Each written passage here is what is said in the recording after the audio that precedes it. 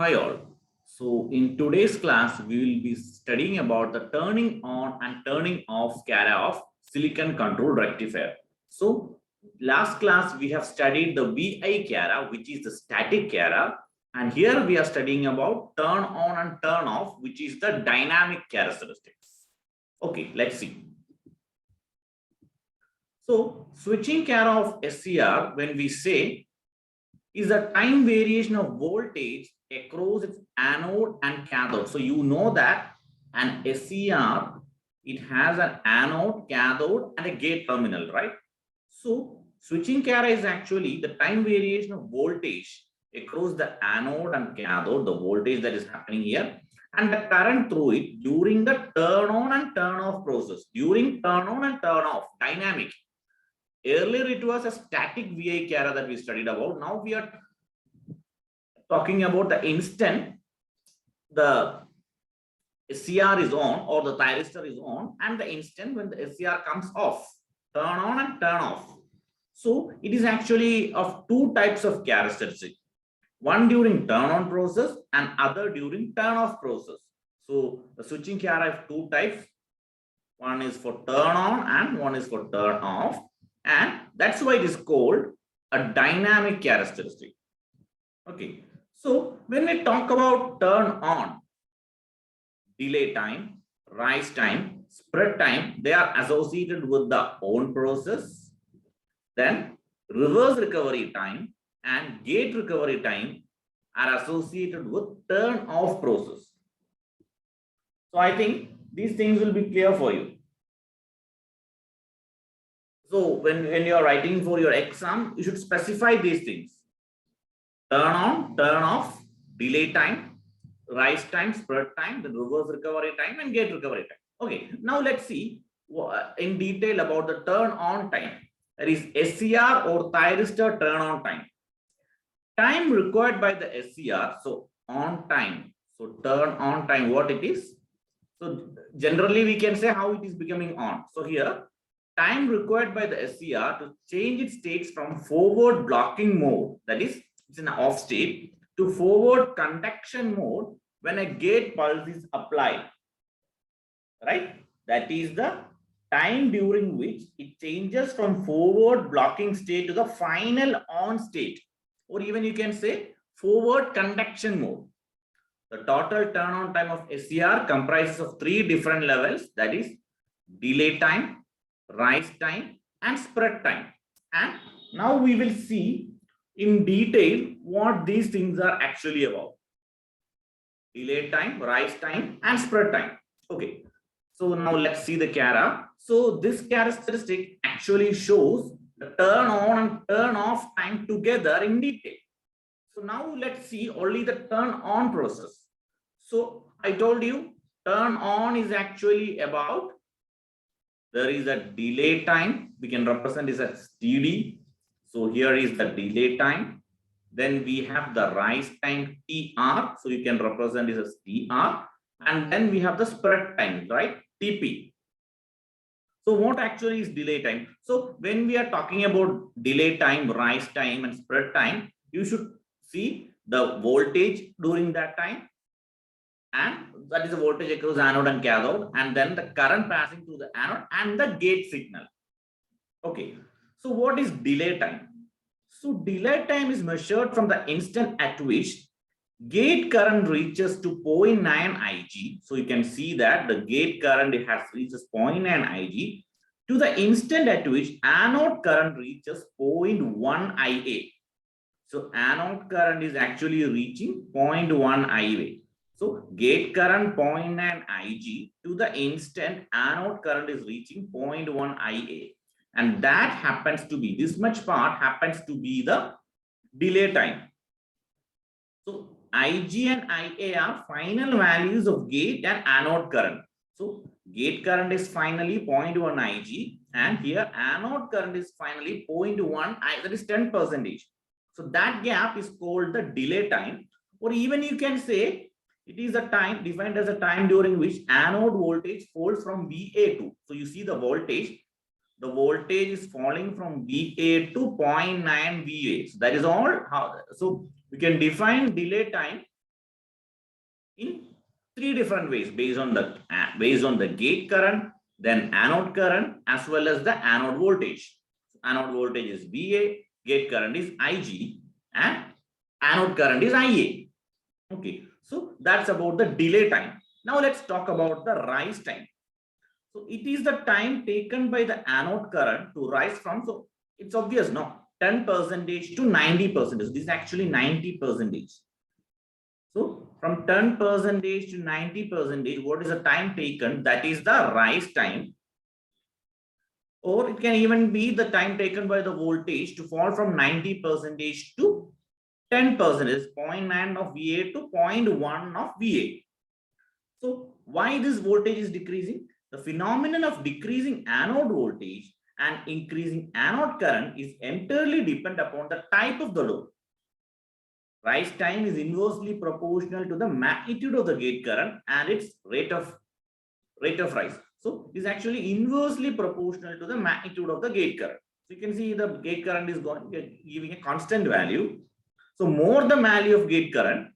So as the gate current is increasing, lesser will be the rise time. So like if you increase the value of gate current more than the rise time. So if you're giving more gate current, SCR will be on very quickly, right? So that's the same process here. So it is going to 10%. So that is about the rise time. Now we talk about the spread time. So you can say it on your own. Spread time is the time when the anode current goes from 0.99, that is 90% to 100%. That is the spread time. Or even you can say the anode current spreads over the entire cross section of the cathode. That time anode is spreading over the entire cross section of the cathode. After the spread time, the anode current attains a steady state value. So you can see after that it has attained a steady state value and the system is on. Okay, so it has attained a steady state value and the system is finally on. So we have a steady value here. And the voltage drop across the SCR terminal become equal to the on voltage. So the voltage is finally on state voltage drop across the SCR. So it is conducting, it's just like a short circuit, but still we have a voltage drop. That's it. Of order of 1 to 1.5 volt. Very small value. So this is all about the what you call the turn on time. So you can see turn on time is about delay time, rise time, and peak time. And of course, you have the forward leakage current. So that was the initial current, right? From there only it was rising 0.2 to 0.1 IA. So we have discussed that when we talk about the delay time. Now, the second thing that we are going to discuss is about the turn off process, which is a combination of recovery, to be more precise, reverse recovery, and then we talk about recombination. Okay, let's see that in detail.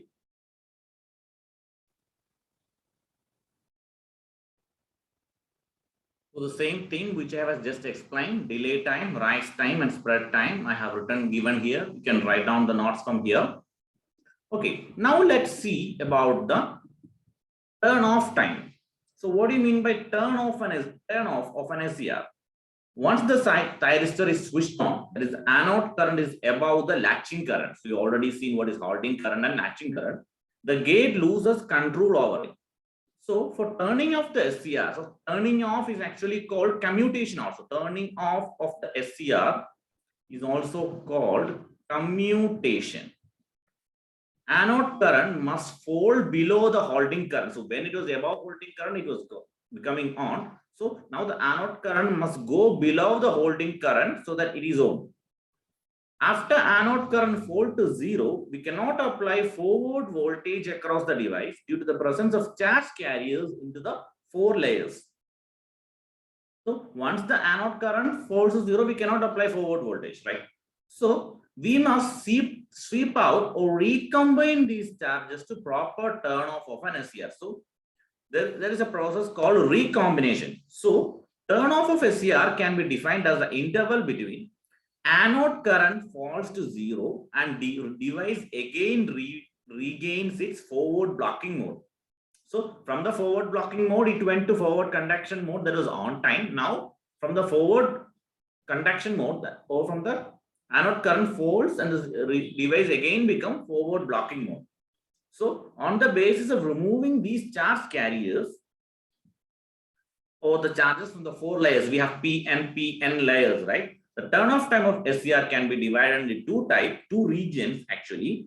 One is the reverse recovery region and the gate recovery region. So it is the reverse recovery time. So we call it reverse recovery time.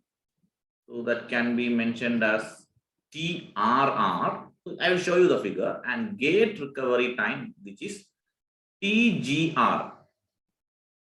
So reverse recovery time and gate recovery time. So I will show you the figure now. So for turn off process, when we are talking about the turn off process, so it is the interval between. So you have seen you have a T1 here, T2 here, T3, T4 and T5, right? During the turn off process. So reverse recovery time, that is TRR, that is it is going from T1 to T3, TRR. It is the interval in which charge carriers remove from the J1 and J3 junction. So when we talk about P and PN, we had a PN junction. We had J1, J2 and J3 junction, right? So it is the interval in which charge carriers remove from the J1 and J3 junction. At the time T1, anode current falls to 0. So you can see that anode current is 0 at T1, and it will continue to increase in the reverse direction with same slope di by dt. So it was di by dt here. So it is increasing in the reverse direction with the same slope, that is di by dt of the forward decreasing current. This negative current will help to sweep out the charge carriers from junction J1 and J3. So from the junction J1 and J3, the charge carriers will be swept out. At the time T2, so now it has reached T2, carrier charge density is not sufficient to maintain the reverse current. Hence, after T2, this negative current will start to decrease. So at T2, the carrier charge density is not sufficient to maintain the reverse current. So it again start decreasing or even increasing in the positive direction. The value of current at T2 is called reverse recovery current. So this is actually the reverse recovery current. Due to rapid decrease of the anode current, a reverse spike of voltage may appear across the SCR. Total recovery time T3 to T1 is called the reverse recovery time. So T1 to T3 is called the reverse recovery time. After that, device will start to follow the applied reverse voltage, and it gains the property to the forward block. So block the forward voltage, right? So T1 to T3. So that is the reverse recovery test. After T3, it moves to the blocking stage. So now we have another term, that is TGR, which I told you is the gate recovery time. Gate recovery time. So what is gate recovery time? So the process is J1 and J3 will be swept out. So after sweeping out the charge carriers from J1 and J3 during reverse recovery time, that is from T1 to T3, there still remain trapped charges in J2, which prevent the SCR from blocking the forward voltage.